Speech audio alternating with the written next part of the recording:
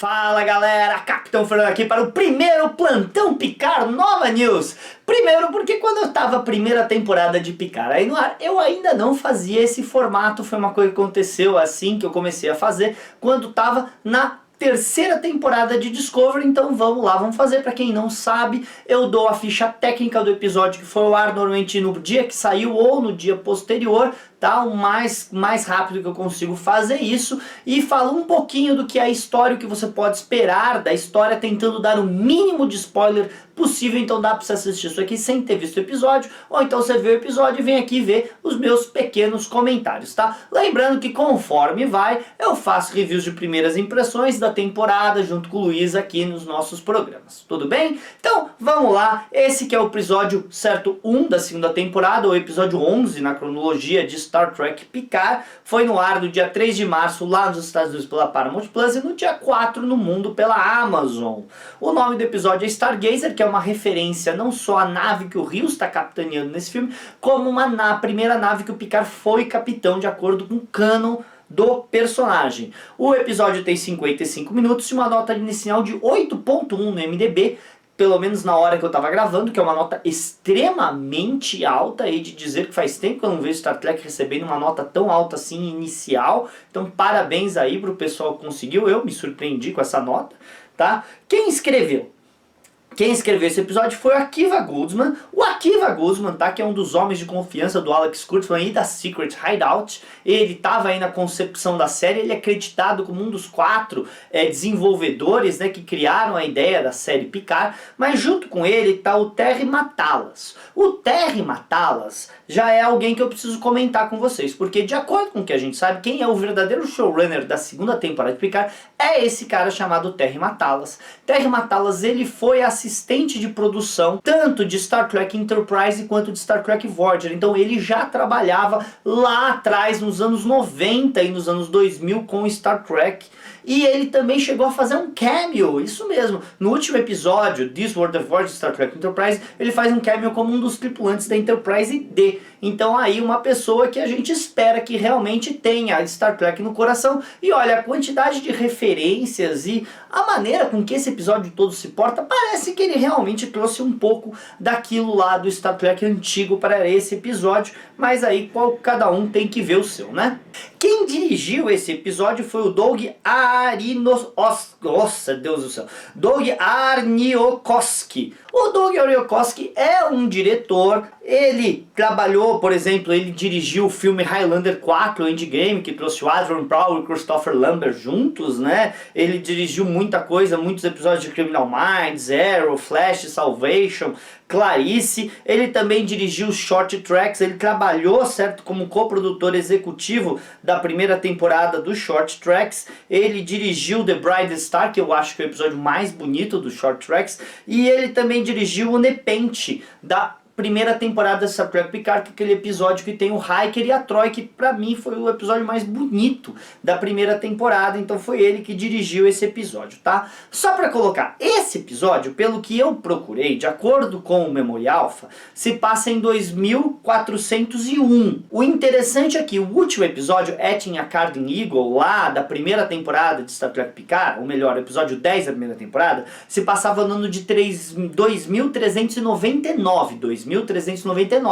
in Universe. Então esse episódio está passando quase 2 anos depois, certo, do que aconteceu naquela temporada. Então tem um salto de tempo aí. O que, falar a verdade, realmente, gente, a última vez que a gente viu Star Trek Picard foi lá em 2020, certo? No começo dessa crise pandêmica que a gente teve. Então o salto de tempo que a gente está tendo da primeira para a segunda temporada de Picard parece que é o salto de tempo que a série também está tendo, respeitando esse salto de tempo.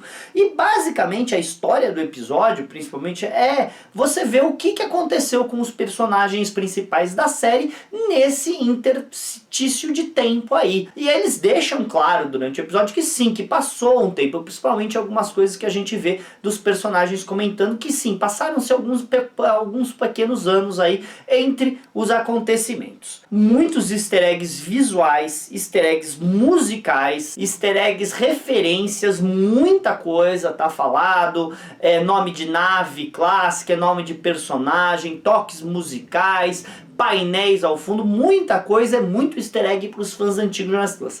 Tanto que eu não fiz lista de episódios pra vocês acharem pra entender esses easter eggs, porque era easter egg demais dessa vez no episódio pra eu conseguir fazer isso, tá? Mas o que eu posso falar é que a maneira com que os personagens estão olhando pro Picard nesse episódio é a maneira com que nós olhamos pro Picard, com aquela admiração, diferente daquele, desculpa gente, desdém que muitos personagens tinham quando viam Picard. Esse episódio tem mais respeito. Outra coisa interessante, como já saiu aí nos trailers e outras coisas, saiu, é que muitos dos personagens que eram meio que independentes estão de volta na frota estelar. Agora, uma coisa que eu tenho que comentar é que eles trocaram o uniforme de novo, então o almirante Super Fashion, que adora trocar uniformes de Star Trek de 2 em 2 anos, atacou de novo. Não é mais esse uniforme que eu estou usando, apesar deles terem mantido o símbolo e os ranks, eles trocaram o uniforme. Não que eu achasse esse uniforme feio, na verdade eu gostava desse uniforme, mas o atual uniforme que eles estão usando é bem mais bonito, hei de dizer, tá bem mais legal.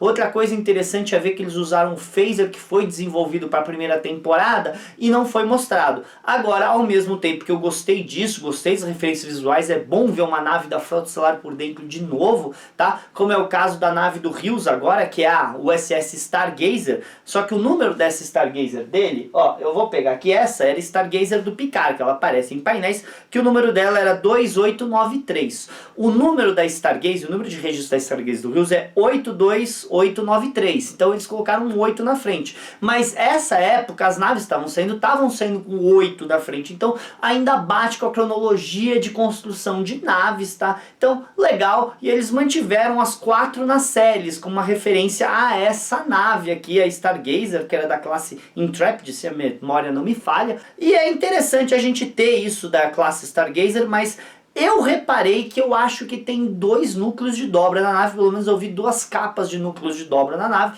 Pode ser 2 núcleos de dobra, interessante o que deve ter de antimatéria nessa nave, não é brincadeira.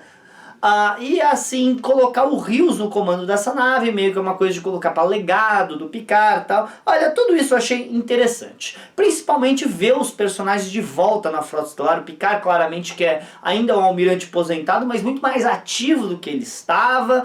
O Rios como um capitão, a Raf como uma comandante, até o Elnor tá na Frota Estelar, no uniforme Moon, que lembra demais o uniforme de cadetes que usado lá na nova geração pelo Wesley Crusher. Então achei tudo isso muito legal, tá? Então a história A basicamente é o Picard pensando nas decisões que ele tomou na vida e o quanto solitária é a vida dele agora e por que da necessidade dele de ir para o espaço. Enquanto o episódio B é do Rios indo investigar uma anomalia espacial com a nave Stargazer dele.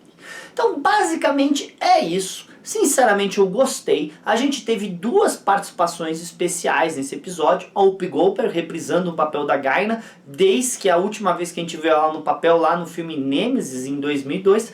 E o John DeLance voltando pro papel do Q, certo? Desde a última vez que a gente viu ele na 7ª temporada de Voyager, no episódio Q2, lá. Então a gente tem aí em 2001, se a memória não me falha, 2000, né? 2000, certo? Se a memória não me falha, então a gente tem aí 2 personagens de legado voltando para a Star Trek. Eu acho que o personagem da Gaina talvez tenha uma participação menor, pelo que deu pra ver, mas em compensação o personagem do Q claramente vai ser muito importante nessa temporada. E pelos trailers dá pra ver que a gente vai ver Brent Spiner de volta, mais uma vez, provavelmente mais alguém da família Sung, com a genética mais poderosa que existe em Star Trek, os Sungs, né? Então, bem legal, de verdade, gostei do episódio, achei divertido. Quero ver o que está reservado em Star Trek Picard. Se você gosta desse formato, fala pra mim aqui nos comentários. Lembrando que a ideia aqui não é dar spoiler, nem minha opinião. Escapou um pouquinho aí, mas não é nem da minha opinião sobre o episódio, é deixar vocês informados sobre o que está acontecendo nos episódios aí de Star Trek. Então é isso aí, galera. Falou!